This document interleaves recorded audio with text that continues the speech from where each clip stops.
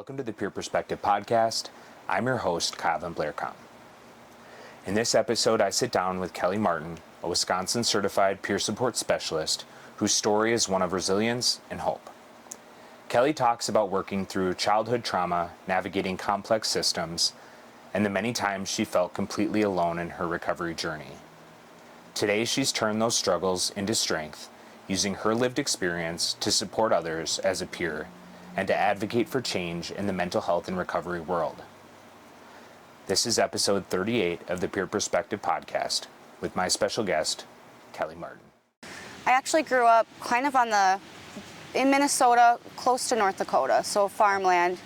I was 2 years old, my parents got divorced, and so my mom at the time, my older sister had stayed with my mom, I went with my dad. He got remarried pretty fast. He was a musician, so he had married another musician. They were always gone on the road traveling, not famous, but just, to different bars and things. So Sure. I was really raised by my dad's wife's mom, who I call my grandma. So we were on a little farm. I sometimes feel like I was raised much differently than other people my own age, just because we had a rotary phone. That's the kind of phone they had. Wow. Yeah, and we were on a farm and we butchered chickens and, it was a beautiful life. It really was. And I almost look back and I feel like I had two different lives because while my grandma was wonderful, she was a really good influence on me, loved me, encouraged me, I was also being sexually abused pretty much that entire time. So from the age of 2 until 8. And so when I was 8, my dad moved us to Tennessee, Nashville. He was trying to make it big, famous. And then at that point, I remember my dad quitting smoking for some reason. I remember him being proud of that. I was really little. When I was 8 years old, he and my stepmom at the time split up unexpectedly. We were there 1 minute, the next I just remember driving back. That's when my dad started smoking. Didn't say a word the whole way. He ended up getting engaged pretty fast again and went through some abuse there. He was gone, we stayed with her. She was pretty abusive. At that time, my mom, who had been also had alcohol use disorder, had a pretty violent episode happen where she wasn't allowed to have my sister anymore. So my sister came to live with us. But that became my saving grace because my sister was older, 5 years older. She wrote back to my mom. My mom was able to come and get us. It was a snowstorm of my 3rd grade. And then that's where life really improved. My mom got sober. I remember seeing little Serenity coins and stuff, Sure, yeah. Yeah, her and my stepdad, and they had this, violent episode, but they stayed together, got sober together. So I would say from 8 years old until I was 12, life got really good. It was stable. It was the first time I ever got new clothes. Oh, wow. I had never had new clothes before that. It was very different. And we lived in a very rural area, but in town. So very different from living on the farm.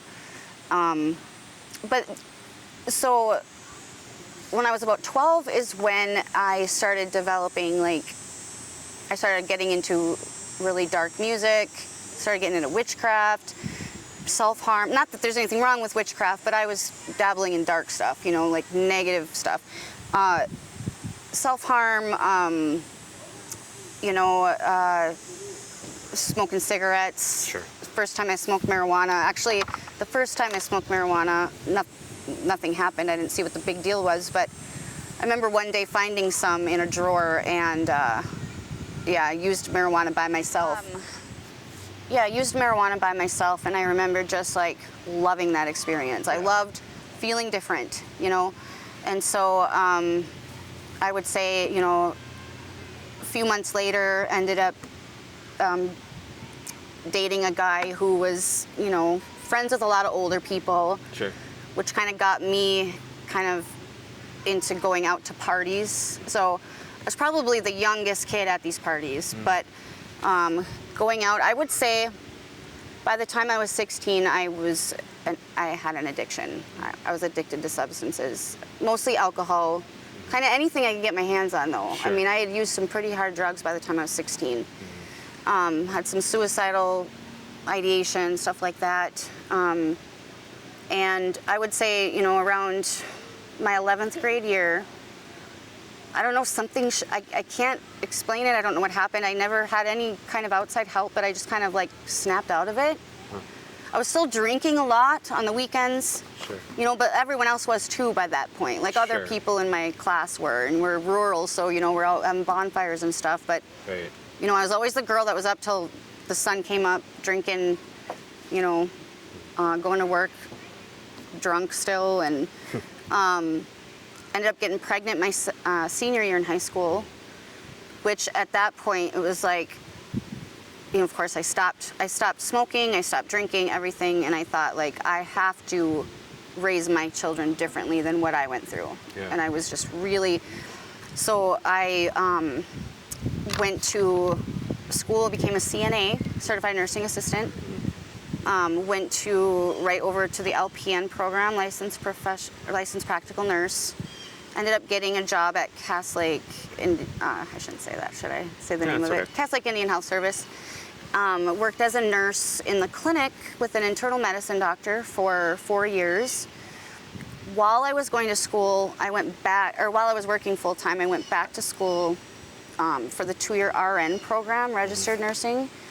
And then, so actually the guy that I started dating at 12, he and I were together throughout our whole high school years. We had 2 kids together by this time. And it got to the point where I was working full time, going to school, and I had to send the kids to daycare because I just couldn't trust them to be taken care of. One time I came home from work and there was like marijuana all over my kitchen. I'd come home early unexpectedly and I was not expecting that. So it just was some things, and I don't know, it's almost like I took after my dad, got right into another relationship, and that very, like, Prince Charming, like, and then got pregnant really fast, like 2 months later, and that's when, like, something switched, and he became very controlling, very jealous. No physical violence. There was a couple times, I kind of say this, like the first time he grabbed my arm, I was really afraid. Like, I sensed something was not right. And after the baby was born, I would say like that 8 weeks of maternity leave was a nightmare. Like, that's when the domestic violence started. And it was probably the darkest time, even darker than future times. So sorry, this kind of happens to me when I'm like recalling this part of my life. This relationship was really rocky, off and on. He was in and out of jail. The domestic violence got pretty bad, lasted about 2 years, and then that finally ended. He went to prison. And then I would say about my drinking really increased by that point. I was always just drinking at home, so I justified it that way. Like, I'm not going out and drinking at home. Right. But I would always have a couple friends over, and what would happen to me is I would be hungover and I would feel so guilty because my kids were there and I didn't want them to suffer, so I made sure I always got up early, made breakfast. I would almost like punish myself by going the extra mile to try to make up for my guilt from the night before. Sure. And then drinking one night, and then I was introduced to methamphetamine, and then it was all downhill after that. Yeah. I know how that goes. Yeah. Yep. That took me down very fast. Yeah. Yeah, but it actually turned out to be a blessing because, a year and a half of that, and ultimately, like, thankfully, nothing ever happened at work where I hurt a patient or something bad happened at work. But I just quit my job. I just didn't go back. But I ended up, when I hit my rock bottom, I knew I had to go to treatment, and I just let my house go, let my car go, Wow. let my job go. yeah, and so then that's when my recovery journey began. So. You know, it's interesting when people say that, like, thankfully, all this horrible thing is stuff. Yeah. Like, the insight there to be able to say that, like, Yeah. because I say stuff like that. Luckily, I lost my job and I lost, you know, and all these things happened. Yeah, because honestly, before that, even if I hadn't gotten introduced to the meth, I was so miserable. Yeah. Even, you know, I don't think anything big enough happened to push me to like get therapy for all of this abuse I had gone through. Sure, yeah. I mean, I would tell friends that, you know, I was sexually abused, but so now I'm actually graduating in December with my bachelor's in psychology. Oh, congratulations. Thank you. That's amazing. So I've done all these research papers and I'm thinking, this really messes people up, Yeah. this abuse. Yeah. And I feel like, you know, I almost feel like I have privilege as an addict and person with like PTSD, mental health issues, whatever you want to label it. I have so much privilege just from like having parents that didn't use with me or parents that didn't abuse me. You know, like I'm even thankful that like it happened with like another family member that I don't have to like see at family gatherings, like stuff like that. So Sure. I don't know. Yeah, it's a tremendous amount of insight, like to be able to kind of look back on all those things and I don't know, just see kind of the good Yeah. that can come from such a dark place. And Yep. I know from my experience, meth was like the fast track to recovery because I just burned my life down so quickly. Yeah. Like there's no like That's you can't right. really, you know. So I can relate a lot to what. Yeah. So let's talk a little bit about, you know, you quit the job, you went to treatment. What did that like early recovery process look like for you? Like what was the turning point? How did you, I mean, can you talk a little bit about? Yeah, so I actually started using IV, which Yeah. like towards the end there, and then that even made it the decline even faster. So, but I had gotten to a place where like my dealer had borrowed my car and didn't return. I was living out, you know, I worked on the reservation. My mom is Native, my dad is white, so I look very white, but I just had a lot of different friends from all walks of life. And at this point I was deep in the reservation, like places where people in like the heart of the reservation wouldn't go. Like I was but they were really good people. Like people talked bad about them, but they were actually really good people, even though they were using, you know. But Sure. I ended up out there and I was still using meth, but it wasn't enough. Like I was in withdrawals because it wasn't enough meth. Like I was still using every day and I was sick because it wasn't enough. Like that's how much I'd been using before. But, you know, I had no money, no food. And at this point, Child Protection had stepped in. They were trying to get a hold of me. I kept dodging their phone calls. And in my mind, I justified, well, it's, you know, their dad's turn to take care of them. He didn't take care of them all these years. And my mom never took care of me. It's her turn, you know, like I justified it. And so, but then, like that just, there was a little piece that like it just kept pulling at me, like, and I'm like, I can't do this. So it was probably, I think I was, by the time I made the decision to go to treatment, it had been a month since I had seen my kids. So that I think is really what drove me, like, I can't keep doing this. It's not even fun it's, you know, I was just using to function. Sure. Yeah. And I wasn't even functioning now. So I finally called the social worker back, the child protection worker. I got into the county, and in Minnesota, it's so much easier. Like literally got in, it was like a week, I got in to do the assessment with someone at, you know, the county building, and they drove me to treatment, and it was all paid for. It was all paid for. The mistake I made is I wrote down I knew a guy who lived there who was a dealer. So I wrote his name down just in case.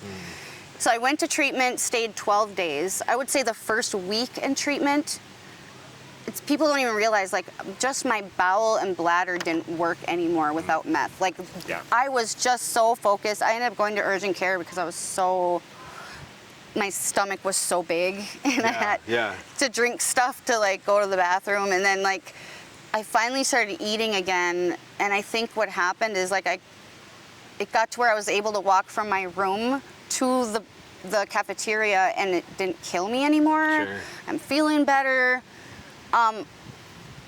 There was a guy, it was a male and female Sure. treatment center, and there was a guy there who was trying to like get with me, and I think that was kind of a trigger. I had pretty bad PTSD at this point. Yeah. Very early, not even in recovery yet, and I just couldn't take it. So I go to the phone, 10 o'clock at night, called this number, guy I barely know, comes and gets me, and I left. And then I used that night, woke up the next day, and I thought, I was like, it was so funny, because I was like, I can't believe I had to leave treatment, I'm not sober anymore, I was just starting to like it. And then I like had this revelation, like, well, just because I'm not in treatment doesn't mean I can't be sober. Sure. Like, just because I left doesn't mean I have to use. So I didn't use any more meth, and I knew I'd have to be getting the urine tests done in order to even have supervised visits with my kids. But I was using stuff that wouldn't show up in my urine. Sure. So, but I was still in such denial, like, I'm sober, you know. But, so I started going to NA meetings. While I had been in treatment, I had some people came in from NA that would do meetings there, so I kind of knew where to go. Started going to NA meetings, and got in with a really strong group of people that were really strong in their recovery.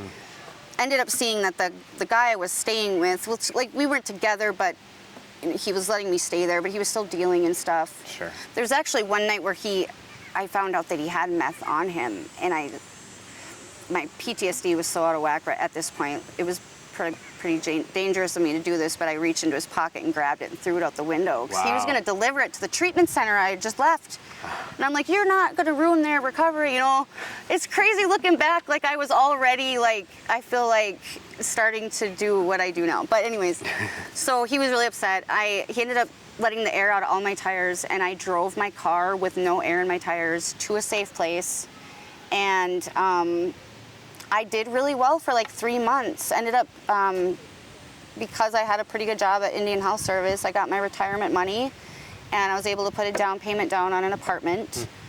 And then I was going to see a psychiatrist about 30 miles away, and I had really bad anxiety. And he offered me a clonazepam for anxiety, which I thought, I'm strong enough, this is gonna be okay. Clonazepam was not my drug of choice. You know, I never messed with benzos, but I don't know what happened. It was like the 30-day supply was gone in like 2 days, and I was drinking, and then I was at the bowling alley that was down the street. I apparently assaulted someone, the bouncer, and woke up in jail.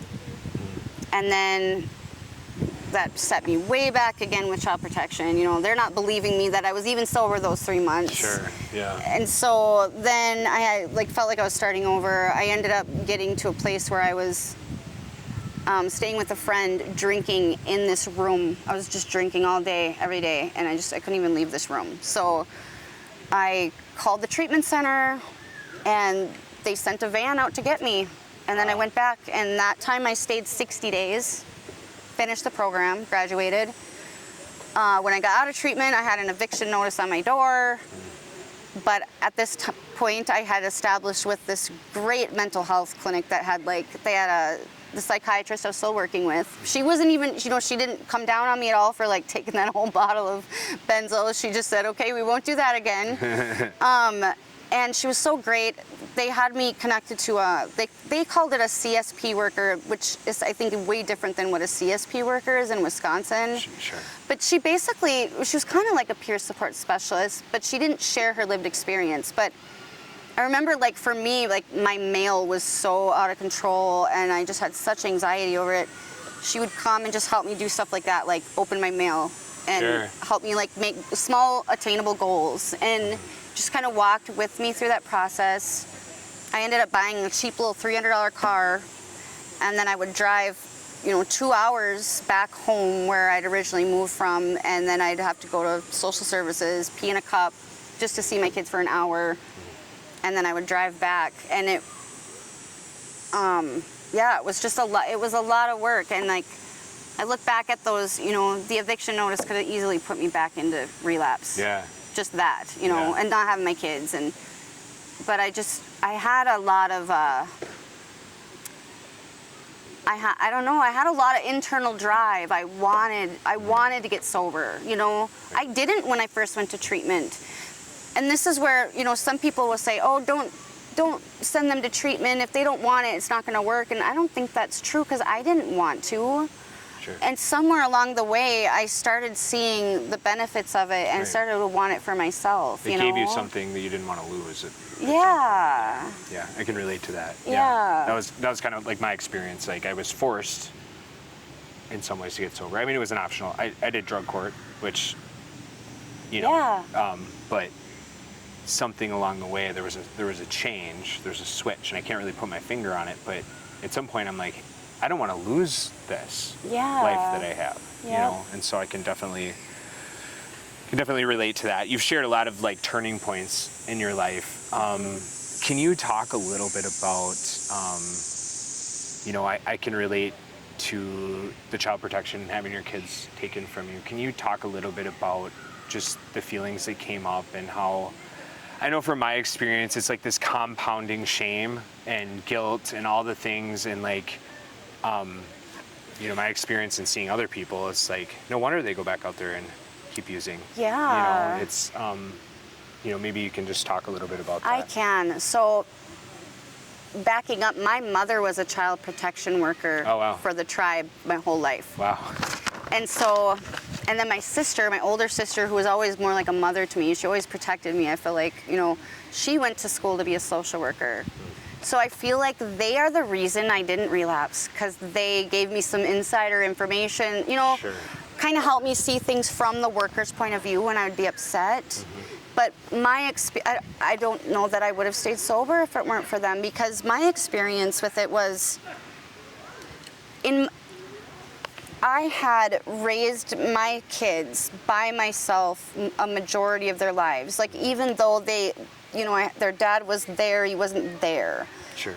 And then I had that abusive relationship, and he spent most of that time in jail. So, like, I was a single mom. I didn't have any family support to help me watch them when I went to work, and I don't in any way want to like minimize the fact that I had mental health issues and substance use disorder all that time, but I did not ever. I was always with them. Sure. They were always fed. My house was always clean. I always protected them. I was really careful about who came in. I talked to them from a very young age about, good touch, bad touch, because of what I had gone through. Right. And then, and I will take accountability that year and a half when I was using meth, I was not good for them. Yeah. I know that. Like, I am not saying that I should have never lost them, but it kind of felt like I was treated like I was just this horrible person. Sure. And some of it could have been my own internal shame, but I stand by this. I don't feel like the worker was very much empathy. And a lot of the stuff that was in the report wasn't true. Like, they had in the report that I drugged my kids, which never happened. There was one time I gave my daughter Michaela a melatonin, like a pediatric dose too, like a 1 milligram, because a friend of mine had a daughter who their pediatrician prescribed this for them, and my daughter was having trouble sleeping, and she's like, just try melatonin. And there were so many times where I said no, and finally it was one night she was up late, I gave her a melatonin. Well, she had told her dad, Mom gave me something to make me sleep. Oh. So that was, in the report, and it's like I kind of felt like anything I said, like, they didn't believe. Sure. And then there was another time too, and we're going back to, that 3 months where I worked so hard. Like, I was in a drug dealer's house, used once, and decided on my own, like, I don't want this, and went to Narcotics Anonymous and stayed sober. Like, I kind of felt like nothing good I did was recognized. Sure. It was like, but the second I made a mistake, it was like, yep, we knew it, kind of thing. And so, even the fact that, it was like from the time of my arrest, my relapse 3 months later, to the point when I went to treatment was like 3 weeks, right. And I feel like I screwed up, but I also took action to correct it, you know. Right. And then there was another time where I went in, drove the 2 hours, I get to the office. This was after I had graduated treatment, and the test comes up showing positive for opiates. And I'm like, what? Like, I was dead sober at this, you know. Sure. And I didn't get to see my kids. Drove all that way, you know, and they didn't give me gas vouchers, any kind of help with that. And they ended up doing the send-out. They had sent it out to a lab and told me that it had come back negative. But, like, no apology, Right. you know. So, I don't know. And the other thing, too, so from the time, like, I went to treatment, it was September of 2014. I had my kids back and living with me, case closed in, like, May. So there was, you know, and I had changed social workers 3 times. And I remember one time I was living in my apartment and I had to do these team meetings, they called them, where it was like the supervisor of some program, I don't even know what it was now, and then my child protection worker, and then I had to find 3 people in this place where I'd only been a couple months, you know, to be like my support people, and we would meet. Well, before our meeting, I was so broke, I had no money, and I was freaking out on the phone, like, I don't know what to do, I can't even wash my laundry, nothing. Yeah. So, and my worker was actually, you know, nice on the phone, and like by the end of the conversation, I felt like it went really well. I go to the team meeting, and this supervisor like comes down on me telling me how inappropriate that was, and I was rude, and she told me the washing machine has plenty of residue on it where you wouldn't need laundry soap. So if you wash your clothes, they're probably gonna get clean. And it was just like stuff like that, and I'm just like, I didn't feel like I had any empathy or support. Yeah. I did from other people that were in recovery, but they didn't have anything to do with like the professional programs that thought they were helping me. And so like I did get my kids back, and I almost wonder like if they think that they helped me get them back, like, and they maybe did, but I attribute all of my success to my peers who were in recovery, Right. who had my back and who encouraged me, and you know. Because you weren't getting it there. I wasn't getting it there, yeah. And I'm hoping, you know, all these years later, I'm hoping it's better. It's not like they were doing anything illegal to me or hurting me, but It's kind of like that thing where, you know, you go in and you talk to your probation officer. I think you kind of alluded to it, where there's a faint line and they're like, anything you want to tell us? It's yeah. Like, first of all, you're not qualified to read that test. Yeah. I mean, Yeah. But kind of like casting like a shadow of a doubt on you and your Yeah. hard work, instead of like just sending it into the lab and finding out. Yeah. You know, you're kind of like, I don't know, and it And feels very punitive. you almost get the feeling, well, if it doesn't matter what I do, I'm going to get in trouble. Even if I'm doing well, then I might as well.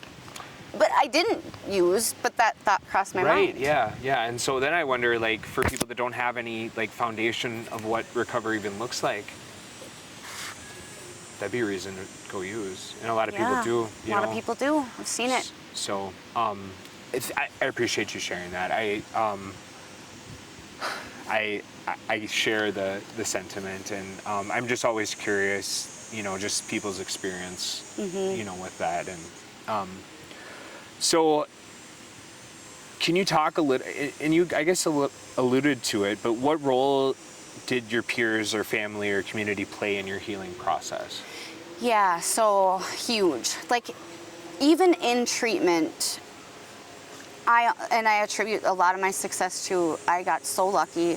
The second time I went to treatment, my roommate had been there 30 days longer than me, and she was also an IV meth user. And so that kind of like right away, when you meet someone who used similarly the same drug, it's kind of like an instant bond.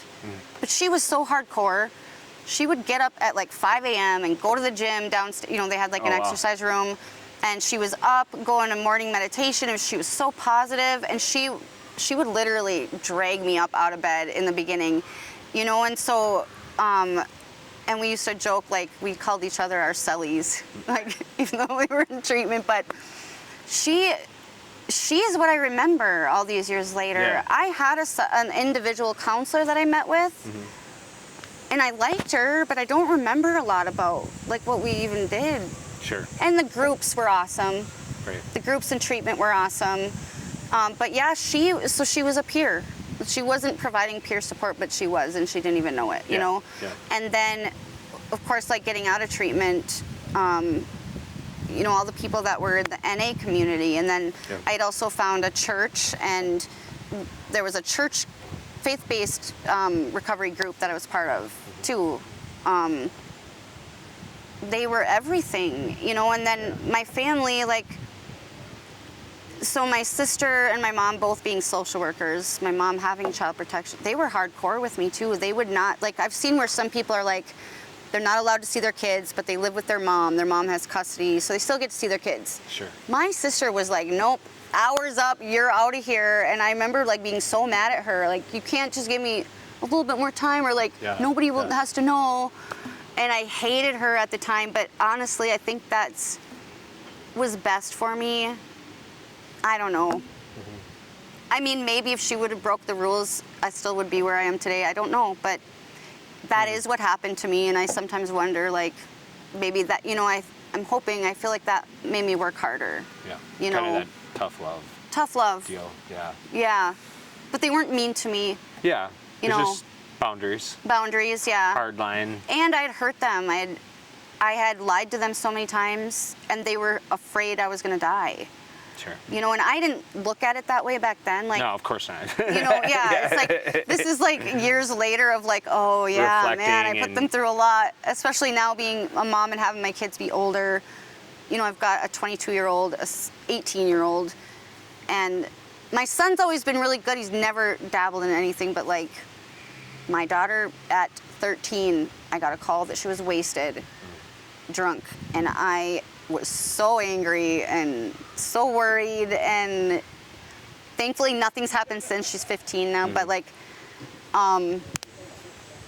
it's like that was very minuscule compared to what I put my mom through, so. Right. But I get it. Well, thank you for sharing that. Kind of moving on, what inspires you to keep going on hard days? I know you kind of opened up about some of the situations that are going on in your life right now. Yeah. What do you do to keep going?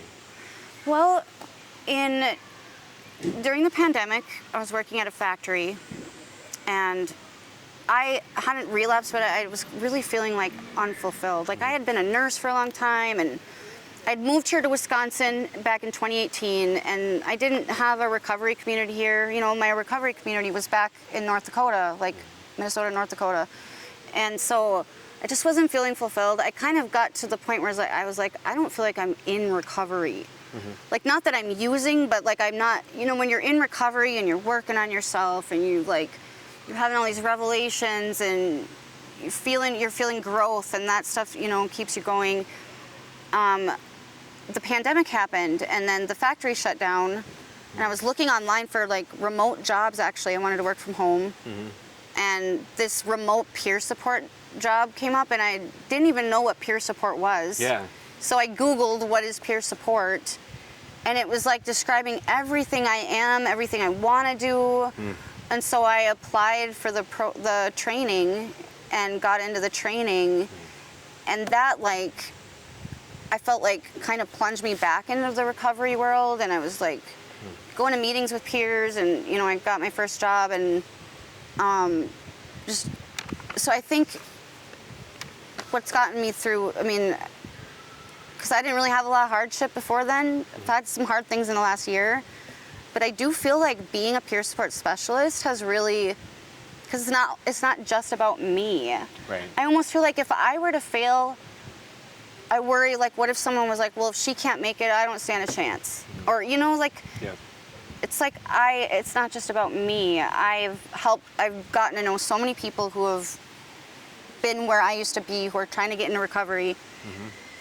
And I don't want to let my kids down. You know, my kids, I'll hear them telling stories about, yeah, my mom used to have it really hard. You know, even supporting friends, like, yeah, my mom, but she turned her life around, and it's not too late for your mom, you know, so like, And I have done a lot of healing. I've done a lot of mental health therapy. I'm still seeing a therapist now. I took a break for some years, but I kind of feel like I'm going to the next level and I'm always trying to become better. Like all of us have flaws, no matter what. Yep. Like, and I just keep trying to work on myself, better myself, and be a better person, I guess. So. Well, I appreciate you sharing all that. I think you kind of touched on it and how you use your story to help other people in your community. But what does peer support currently look like in your community? And yeah.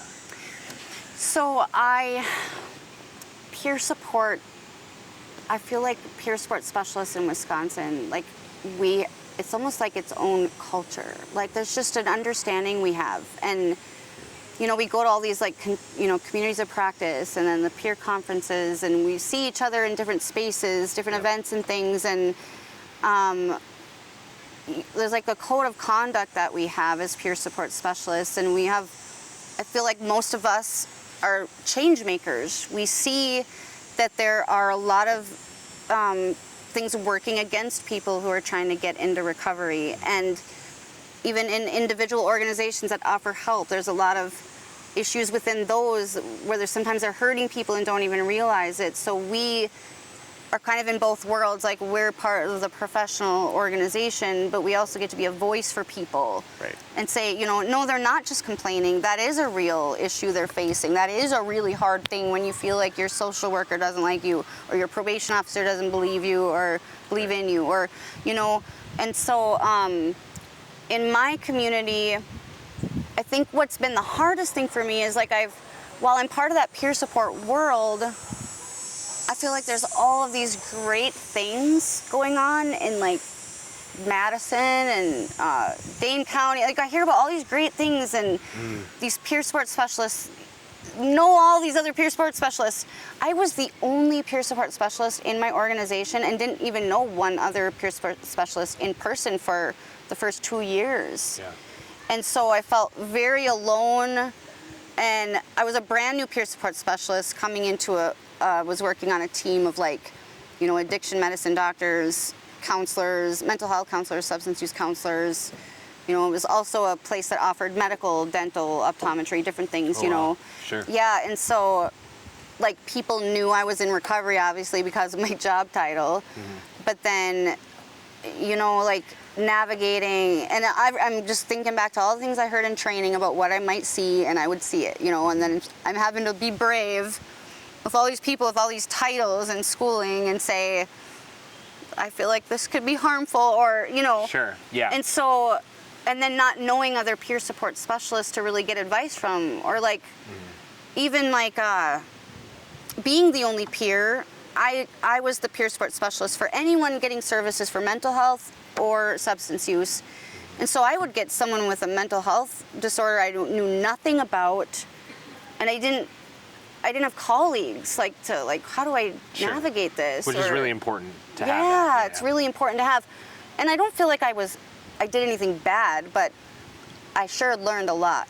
Sure. Yeah. And so, but now the beautiful thing is I have been able to network more and meet more peer support specialists, and so I do feel a lot more supportive. I eventually switched jobs and became a care coordinator, so I'm the first person they meet, if they're coming, whether they're self-referral, coming for probation, social services, the hospital, whatever. I'm the first person they meet with. And when I took this job, I said I'll do it, but I still want to be able to share my lived experience and use my peer support values in my work. And they said, yep, that's fine. And so I feel like that's been really good, because so many times I'll have someone come in and I can just tell they're a little reserved, they don't really want to say a whole lot, and I can share well, I want you to know there's no shame here. I'm in recovery, and it's immediately there's just you can see them relax. Yeah. And they'll just begin to pour out their heart out, not every time, but Yeah. It's I feel like that has been, I feel really good about being able to provide that in my community. And I've helped so many others learn about peer support. Yep. So many people have never even heard of it. And then some of them have gone on to go try to do the training, or, so one commonality I've talked to a lot of people, a lot of peers, a lot of people that become, other things, social workers and psychologists and all these things, is they always have this. It's interesting because I've heard it from more than one person, but they said, well, I'm a peer first. And they take those values into whatever profession. And I just think that, I have a lot of friends that are further in the social work program, and they talk a lot about how, sharing your lived experience is more accepted now in other professions. And I just think that that's so valuable. Like when you're talking about building connection with people, and offering them hope, right? Yeah. Like it's pretty powerful stuff. And, being on this side of things and working with other professionals, we know a lot of people in this field have that lived experience. Yeah. Some don't, but a lot of them do. Yep. And so, but they don't offer that up. Or they're not allowed to. They're not allowed to, right? Because of those boundaries. So it's, I think that it's pretty powerful when you give people hope and you say, you know what, this used to be my life. Yep. And a lot of people say, oh, wow, and you're doing this now? Yeah. It's like you're giving people hope that it doesn't, that things are possible. Yeah. Or even when they say, well, that's great, but now your life is great. And I had one person a few weeks ago say, I'm not to that place yet like you where every day is just, I don't remember the words, like hunky-dory or like, and I'm like, every day is not like that. Like I still have days where I just want to put the blanket over my head and not get up and hide from the world. I still have anxiety. I still have a substance use disorder. I'm in remission, but I am no better than anyone else. At any point in time, something could happen and I wouldn't be where I am, and I still have to use all the skills I've learned, talk myself out of bed, So yeah, it's just interesting. You've talked a little bit about how you're incorporating, peer support into your new role, right? Can you share an example of how you've seen peer support make an impact on someone's life or, and the people that you support? Yeah. So I think shame is such a huge part of why people don't get help or even stay in it, or like, let's say they do get help or try to get help and then they relapse or they make a mistake. Yep. And I think with peer support, where I've seen it's helped people is like to always be that person that's like, mistakes happen. We can't change what we did yesterday. We can only change the decisions we're making today. And just kind of being that person where like, I'm going to support you even if I don't understand your decisions or agree with them. If you come back to me, I'm never going to say, I told you so. Sure. Or if you would have just listened to me, Right. It's like, okay, no shame. Like, I think that's been the biggest way I've seen peer support be so beneficial. When I took the training, the trainers talked about, like, we don't push abstinence, like, and then I'd never heard anything about harm reduction. That was a completely new concept to me. I had only known abstinence only, if you're using marijuana, you're not in recovery, like stuff like that, and so I remember just being floored by that, and it was like, and so I've seen that in action, and it's like so true, like, what's right for one person isn't always going to be right for another. Right. Me personally, I prefer abstinence, but I've seen people that have different recovery paths that have done wonderfully, or that started out thinking they could choose this path and it didn't work for them, but they were able to change course until they found one that worked for them. Right. And just like I said earlier, like just not condemning them or telling them what to do or shaming them, but just being there. Right. They know that they got someone in their corner, Yep. Yeah, I think it's pretty valuable just to know, like, you have that what's the word? Support, there for you, regardless. Like, you're still allowed to make mistakes or do things your own way, and, like, just having that. Yeah, if you make a mistake, it doesn't mean you're done for, and now yeah, you don't deserve anything good. I don't know. Right, yeah, to beat Yeah. you up. I mean, I feel like a lot of times we already have enough people that are doing that in our life. We have a lot of people Yeah. telling us what we need to do and how we need to do it and when we need to do it and all Yeah. those things. And so to have somebody who just is there to like offer support, you know, it's pretty amazing. Yeah. And I mean, I agree. You see the benefits of it play out all the time. And kind of to your point, like about harm reduction and stuff, you know, I've seen a lot of people that, you know, reduce use or change to maybe a less chaotic form of use Yeah. or whatever.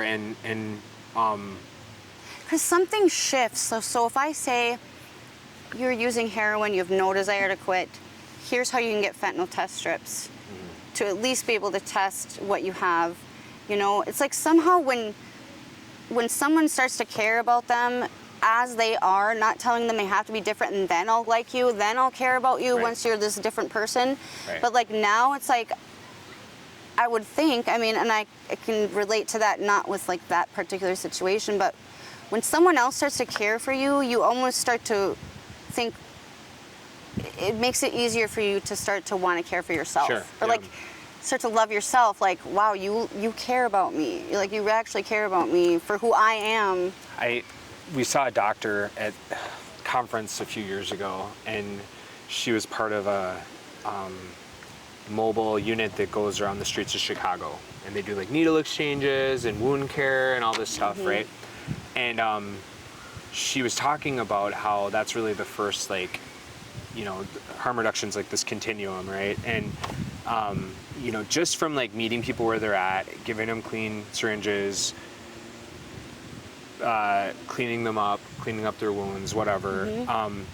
But they were talking about the amount of referrals that they would put in for other services from just like checking in with people, seeing how they're Yeah, at. absolutely. So that, to me, that's, I think, when I really was like, okay, I can see that. Like just seeing people for who they Yeah. are, caring for them as they are, not gatekeeping or putting conditions on it, Yep. right? Just loving them. Yes. And to where maybe eventually they can make a step forward, however that looks for them. Yeah, You know? I've heard stories of that where yeah. they'll start to use less, and then eventually, like they're not using it all now, Or- they get on yeah. Suboxone or whatever, and then Yeah. So I that was when, and she was like,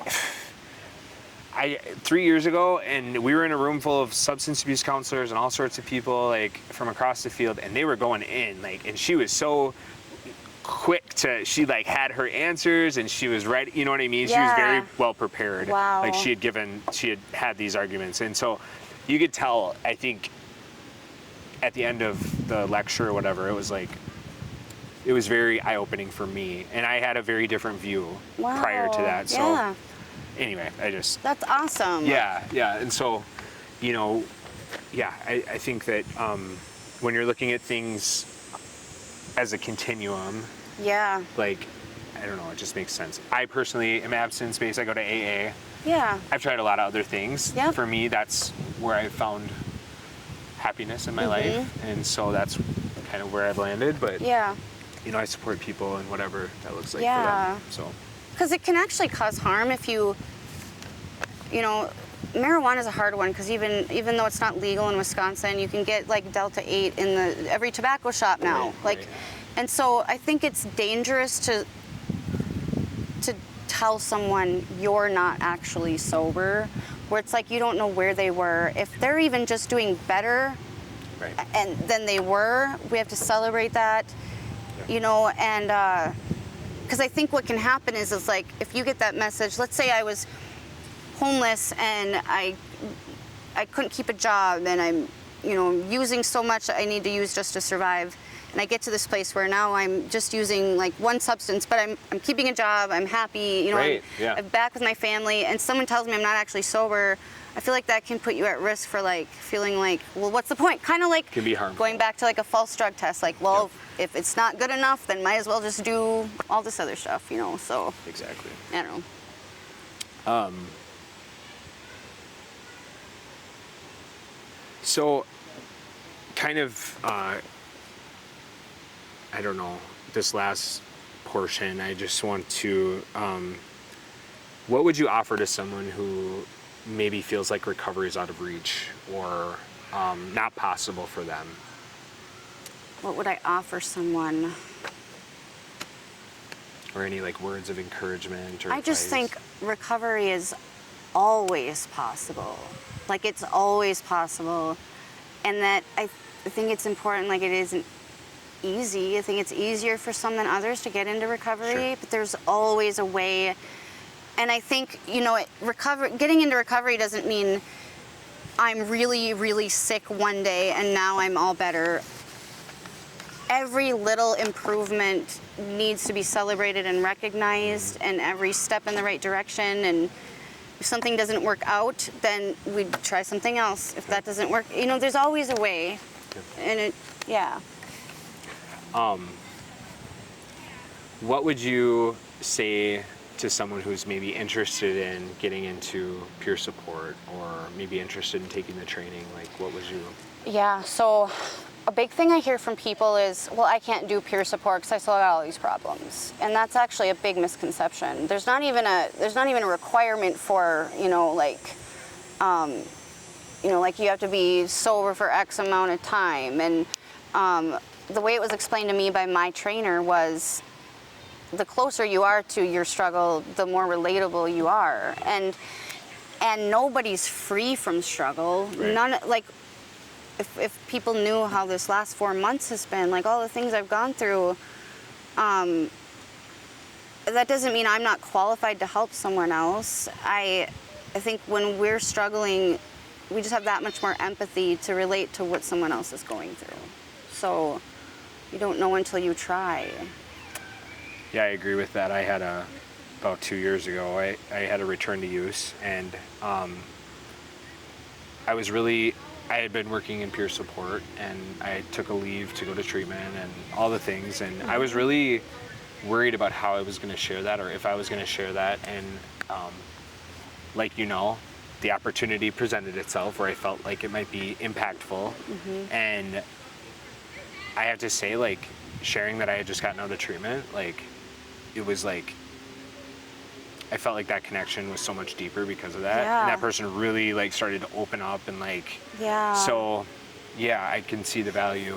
I think that's so powerful too for other professionals, because I think what I've seen is some people in the professional world feel like if they are struggling or relapse or something, like they can't get help because people will find out, and then it's all down, like they're just, they're going to be out of their job and now they have no credibility, and that's so not true, because so many people in social work, in the medical field, in addiction professions, mental health professions, sometimes I think suffer in silence because they don't feel like they can reach out. Right. So. Yep. Yeah, I love that you were able to do that and get right back into peer support because it didn't disqualify you. Yeah, it was, it actually, I feel like worked in my favor, and Kelly, I appreciate all your vulnerability today.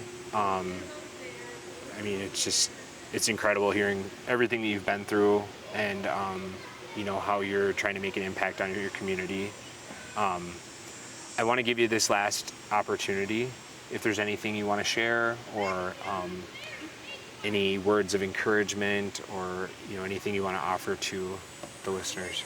Yeah, so I think the number one thing is sometimes we can feel like the issues are so big, or there's so much work that needs to be done at the legislative level. Like, it's so much that whatever I have to offer isn't going to make a difference. But if every person uses their voice to even just to fight stigma, just to stand up for someone else who had an addiction, or to just be brave enough to step forward and say, I'm in recovery, or to write to their legislator and say, I noticed that this is something we're not getting.